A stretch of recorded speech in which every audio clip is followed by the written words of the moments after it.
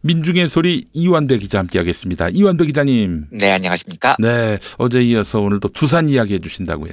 예, 그렇습니다. 오늘은 위기를 맞은 두산그룹 지배구조에 대한 이야기를 나눠보겠습니다. 그 이전에 우리 이완배 기자님은 또 야구에 또 마니아신데 네. 두산 베어스를 팝니까? 지금 채권단에서는 그렇게 요구를 하고 나섰다는 거죠. 공적 자금이 지금 들어갔으니까 예. 공적 자금을 받은 쪽에서는 책임이 있으므로 팔 수 있는 건 모두 다 팔아라라는 게 은행단의 요구고요. 나 야구 팬들은 또 다른 얘기일 것 같은데 이게. 네, 제가 더 얘기를 하면 안 될 것 같은데요. 알겠습니다. 예, 제가 야구에 별 관심이 요즘 없어서 네. 어떻게 돌아가나 싶어서 여쭤본 겁니다. 예. 네, 제가 야구는 LG를 좋아하긴 하지만 네. 두산 베어스를 응원하시는 야구 팬 여러분들도 힘내시기를 바랍니다. 진심입니다. 알겠습니다. 예. 어떻게 이 지경까지 됐나 싶기도 하고요. 예. 그렇죠. 어제 말씀드렸던 대로 박시일가가 건설에서 삽질하다가 지금 이 모양 이 꼴이 됐다는 건데요.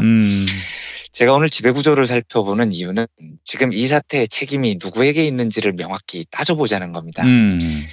제가 제일 열받는 대목이 그룹이 경영난에 빠지면 그 대부분의 책임을 노동자들이 집니다. 그렇습니다. 정리해고 구조조정이라는 명목으로 삶의 터전을 날리고 사회적 생명을 잃는 위기에 처하는 거죠. 그런데 어제도 말씀드렸듯이 재벌들은 국가가 제공하는 공적 자금의 도움을 받아서 대부분 살아나요. 그러니까 두산그룹 경영권 위기는 아까도 말씀드렸지만 100% 박시일가의 삽질 탓입니다. 그런데 한국 사회는 이들에게 징벌을 가하기는커녕 얘네들이 다시 경영권을 자식들에게 대물림하는 것을 용인을 하죠. 이 악순환의 고리를 어떻게든 끊어야 된다는 겁니다. 네. 제가 우리나라 재벌들 중에 단 한 곳도 정상적인 곳이 없다고 단언을 하는 겁니다. 네. 다 세습을 하니까요. 근데 이 멍멍이 판 속에서도 유난히 빛나는 개판의 지존들이 있습니다. 네. 그러니까 도저히 현대인의 상식으로는 이해를 할 수 없는 자들이죠. 재벌들 중에 지배구조로 압도적인 쌍벽으로 꼽히는 기업이 프로야구로는 서울의 라이벌 LG하고 두산입니다. 여러분 이게 상상이 가시는지 한번 생각을 해봐 주십시오. 지금 LG 총수가 구광모라는 사람입니다. 1978년생인데요. 네. 구광모가 유능하냐 안 유능하냐 이걸 묻는 게 아닙니다. 구광모는 LG그룹 구씨 일가의 4세 승계자예요. 네. 물론 4세 승계도 말도 안 되는 개떡 같은 짓인데 우리나라 4세 승계자가 구광모만 있는 것도 아니고 그것만으로 제가 여기를 개판의 지존이라고 말하지는 않습니다. 네. 이유가 뭐냐면 창업주 구인회 회장의 장남이 구자경 2대 회장이고요. 구자경 회장의 장남이 구본무 3대 회장입니다. 그러니까 전부 장남이죠. 네. 이 말은 LG가 장자승계 원칙이라는 원칙을 지켰다는 겁니다. 벌써 웃기죠. 조선시대도 아니고 장자승계 원칙이라는 게 있어요. 예. 구씨가 무슨 왕조가 아니잖아요. 그런데 3대 회장인 구본무 회장에게 아들이 없었습니다. 딸은 둘이 있었어요. 네. 아들이 없으니까 장자승계가 안 되잖아요. 그래서 조카였던 구광모를 양자로 들인 겁니다. 이 이해가 되냐고요. 글로벌 기업을 자식에게 물려주는 것도 이해가 안 되는데 전 세계적으로 성평등이 당연한 가치로 여겨지는 시대에 글로벌 기업 LG는 딸에게는 경영권을 물려줄 수 없다는 이유로 굳이 양자를 들여서 그 양자에게 경영권을 물려줍니다. 진짜 황당하게도 엽기적인 일들을 얘네들은 너무나 태연히 해요. 근데 여기 못지않게 엽기적인 곳이 바로 두산입니다. 나중에 살펴보겠지만 2005년에 두산그룹 형제의 난이라는 게 있었습니다. 형제끼리 치고받고 난리도 아니었어요. 네. 그때 삼남이었던 박용성 회장이 새로 회장에 취임했었던 시대인데 형이었던 박용호 회장을 씹으려고 이제 동생이 형을 씹는 거죠. 네. 기자들 앞에서 우리 두산의 전통은 왕위직을 한 세대가 쭉 승계하고 다음 장자로 넘어가 그 세대도 반복되는 사우디 왕가 방식이다. 이렇게 기자들한테 설명을 합니다. 제가 그때 그 이야기를 듣고 진짜 어이가 없어서 말문이 탁 막혔습니다. 예. 자, 보십시오. 일단 우리는 사우디 왕가 승계 방식을 따른다. 그게 자랑입니까? 그게 졸라 자랑스러워요? 아니 우리가 뭘 따른다고 말을 할 때는 그 뭔가가 좋은 거여야죠. 글쎄 말이에요. 근데 지금 이해 당사자 자본주의 뭐 이런 어려운 말 하면 니들이 뭔 말인지 못 알아들을 테니까 빼고요.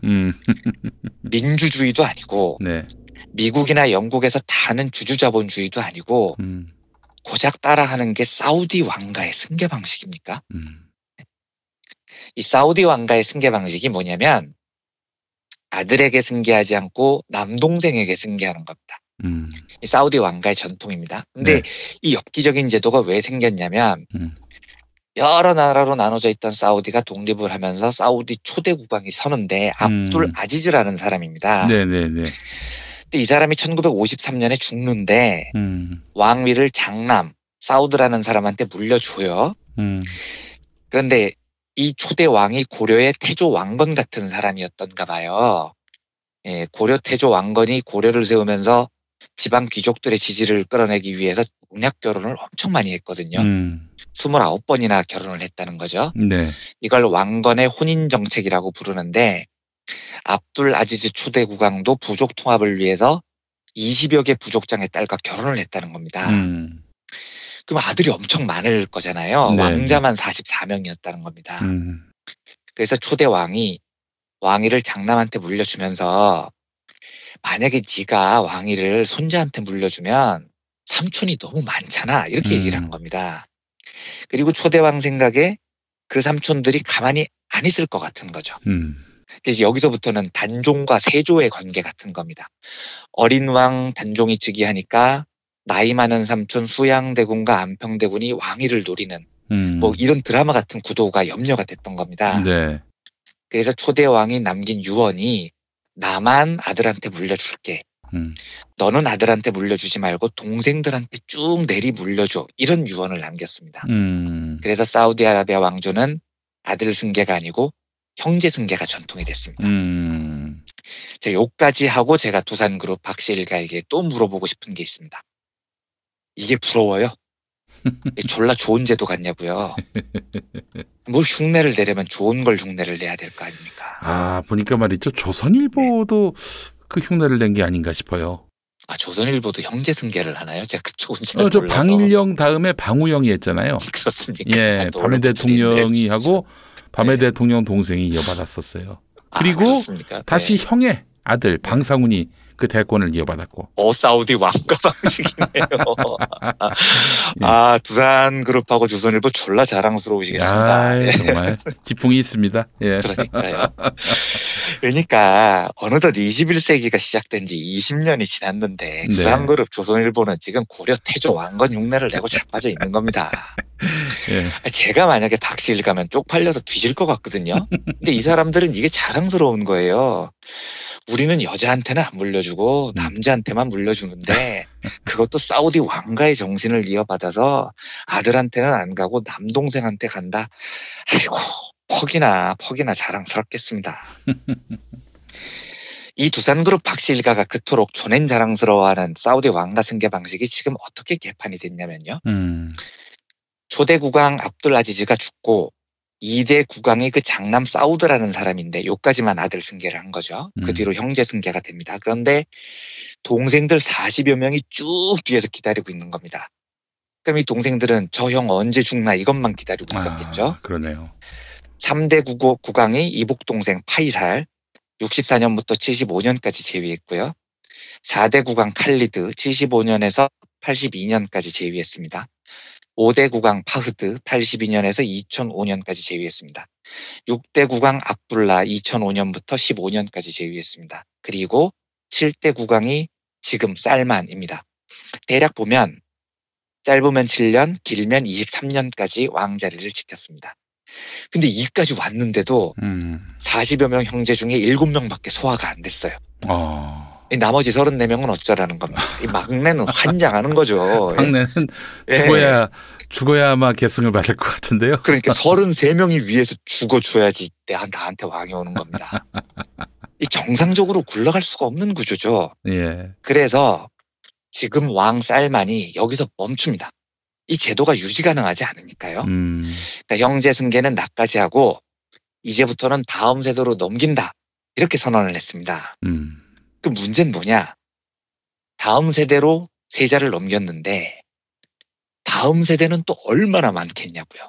지금 왕 세대가 형제가 44인데 또 여기가 일부 다처 국가라 그 다음 세대의 형제들은 숫자를 셀 수 없는 자녀를 낳은 겁니다. 그럼 그 많은 왕 후보 중에 한 명을 세자로 책봉을 하니까 나머지 사람들이 어떻게 생각을 하겠습니까? 저 자식이 뭔데 왕세자가 돼? 나는 왜 안 돼? 당연히 이런 생각을 했겠죠. 네. 혹시 기억하실지 모르겠지만 이것 때문에 2017년에 사우디판 왕자의 난이 벌어졌습니다. 아, 예, 예. 제2왕세자가 제1왕세자를 축출하고 뭐 군대 장악하고 난리가 났어요. 이 왕자의 난의 승자가 지금 왕세자인 빈살만이라는 사람입니다. 이 나라가 초대 국왕의 왕비만 22명인 나라라 파벌이 장난이 아니거든요. 그런데 그 수많은 파벌 중에 빈살만이 승리하게 된 결정적인 이유는 서구 외신들의 분석입니다. 빈살만이 엄청난 전략가라는 겁니다. 그래서 이 사람이 어렸을 때부터 손자병법을 즐겨 읽으면서 네. 권력 투쟁에 엄청난 소질을 보였다는 거죠. 진짜 코미디죠. 이 나라는 지도자가 되려면 민중들의 안위를 걱정해야 되는 게 아니라 어렸을 때부터 손자병법, 삼국지 이런 거 읽으면서 정적 숙청하는 소질을 길러야 되는 겁니다. 제가 다시 두산그룹 박씨 일가에게 묻습니다. 이게 부럽습니까? 이 코미디가 남의 이야기가 아닌 게요. 두산그룹 지금 지배 구조를 보겠습니다. 어제 말씀드렸던 박승직이라는 사람이 창업주고 그 아들이 박두병, 이 사람은 뭐 날리는 친일파였습니다. 그런데 이 창업주 1대, 2대의 유지가 아들들한테 니들은 싸우지 말고 형제 승계를 하라는 거였습니다. 그래서 박두병의 장남인 박용곤 씨가 몇 년 회장을 하고 이남인 박용호 씨가 또 몇 년 회장을 하고 박용호 씨가 회장하다가 물러날 때가 되니 나 안 물러날래 이렇게 버텼어요. 이래서 2005년에 형제의 난이 난 겁니다. 이 형제들이 어디 건방지게 아버지의 유지를 어기고 네가 더 하려고 해 하면서 박용호를 쫓아내죠. 네. 이 박용호 회장은 그래서 독립을 했다가 2009년에 스스로 자살을 해요. 이 스토리도 복잡한데 오늘은 생략을 하겠습니다만. 네네. 삼남이 형을 사람 취급도 안 했던 박용성 씨. 아까 그 사우디 되게 자랑스럽게 얘기했던 사람이고요. 요 몇 년 하고 사남 박용현 씨가 또 몇 년 합니다. 오남 박용만 지금 대한성공회의소 회장이죠. 요 몇 년 하고요. 여기서 3대 형승계가 끝납니다. 그리고 마침내 2016년 4세가 등장하는데 그 선두주자가 지금 두산그룹 회장인 박정원 회장입니다. 그러니까 박정원 회장은 누구 아들이냐면 아버지 때 장남이었던 박용곤 회장의 장남입니다. 그러니까 장손이죠. 자, 그러면 다음은 누가 되느냐? 여기서부터 복잡해집니다. 얘들은 형제끼리 평등하게 이어받는다는 거거든요. 장남의 장남이 지금 회장이니까 다음 회장은 장남의 차남, 그 다음은 차남의 장남, 그 다음은 차남의 차남, 그 다음은 삼남의 장남 이런 식으로 내려가는 겁니다. 이 규칙이 지켜진다면 지금 박정원 회장 다음으로 박지원 씨 동생이 물려받습니다. 박지원 씨가 몇 년 하면 박용호 회장 아들로 넘어오는 건데 여기는 2005년 형제의 난으로 쫓겨났으니까 아웃됐고요. 이제 삼남 박용성 회장의 아들로 넘어옵니다. 그 장남이 박진원 차차기죠. 박진원이 끝나면 그 동생인 박석원 차차차기입니다. 여기 끝나면 사남 박용현 회장의 장남 박태원 차차차차기입니다. 여기 끝나면 동생 박형원 차차차차차기입니다.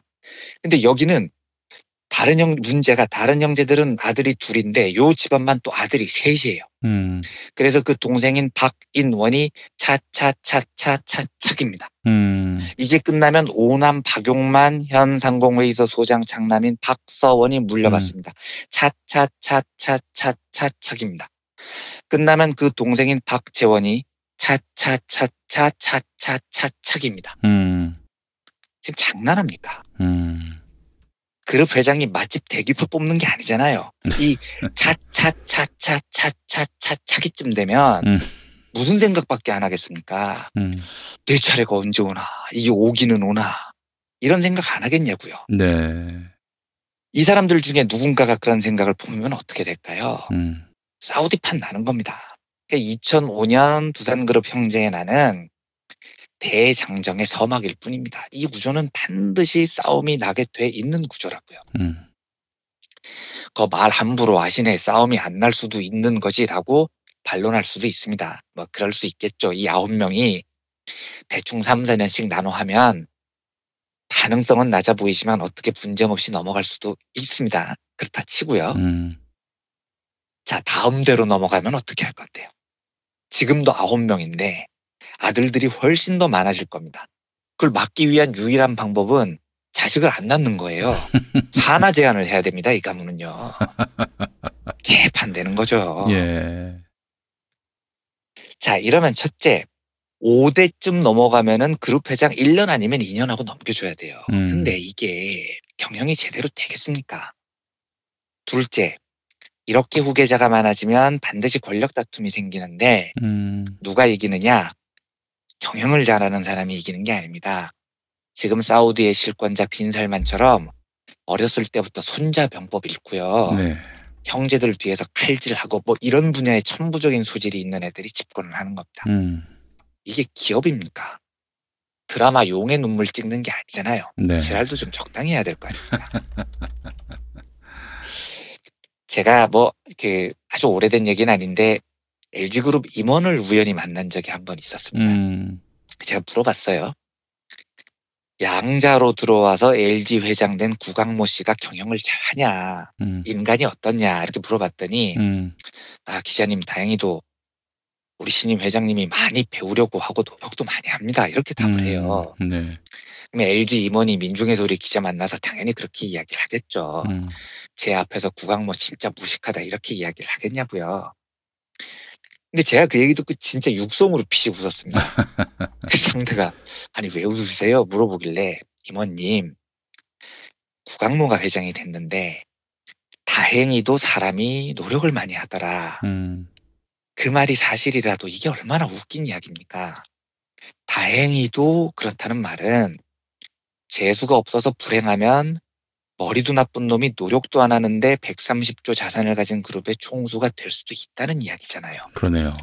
도대체 왜 이 미친 짓을 하는 겁니까? 애초부터 똑똑하고 노력도 하는 사람을 뽑으면 되는데 굳이 양자를 들여서 제가 제발 똑똑하기를, 제가 제발 노력이라도 좀 하는 사람이기를 이런 행운을 기대하는 게 말이 됩니까? 이렇게 이야기를 했더니 상대가 엄청 불쾌한 표정을 지은 적이 있었습니다만 아무리 생각해도 제 이야기가 맞는 겁니다. 롯데그룹 신동빈 현 회장의 아들이 신유열이라는 젊은입니다. 나이가 30 몇 살인가 그래요. 신동빈에 이어서 롯데 3세 승계자입니다. 그런데 우리는 이 신유열이 어떤 애인지 아무런 정보가 없습니다. 진짜로요. 네네. 신동빈의 아들이고 일본에서 살고 있고 2015년에 일본 여자하고 결혼을 했고 제 추정으로 병역을 회피하기 위해서 이 사람은 아직도 일본 국적을 유지하고 있습니다. 그러니까 즉 우리가 이 사람을 신유열이라고 불러서 그렇지 정확하게 이 사람 이름은 시게미츠 사토시라는 일본인입니다. 이게 우리가 롯데그룹 3세 승계자에 대해서 아는 것의 전부입니다. 김 PD님도 종교가 있으시고 우리 정치자분들 중에 종교 있는 분들 많으실 텐데 그래서 부탁드립니다. 이 시게미츠 사토시라는 일본 청년이 제발 상또라이가 아니기를 함께 기도해 주십시오. 얘가 상또라이면 자산 규모 120조짜리 거대 기업이 망하는 겁니다. 그래서 제가 드리는 이야기인데 우리가 반장을 뽑을 때 똑똑하고 정의로운 사람을 반장으로 뽑으면 되는 거지. 아무나 뽑아놓고 제가 제발 똑똑하고 정의롭기를 기도하는 게 얼마나 웃긴 이야기냐는 겁니다. 두산그룹은 말도 안 되는 박씨 집안에 돌려먹기 때문에 지금 수조 원의 공적 자금을 낭비하고 국가 경제에 큰 부담을 줬죠. 무엇보다도 수만 명 노동자의 삶을 구렁텅이로 몰아넣었습니다. 아무리 강조해도 부족하지 않지만 그래도 고쳐지지 않는 이 부당한 재벌들의 세습 구조를 두산그룹 경영난을 계기로 한국 사회가 정말로 다시금 뼈저리게 인식하는 계기가 되기를 바라면서 오늘 브리핑을 마치겠습니다. 네. 자, 오늘도 함께해 주신 이원배 기자님 말씀 잘 들었습니다. 고맙습니다. 네, 감사합니다.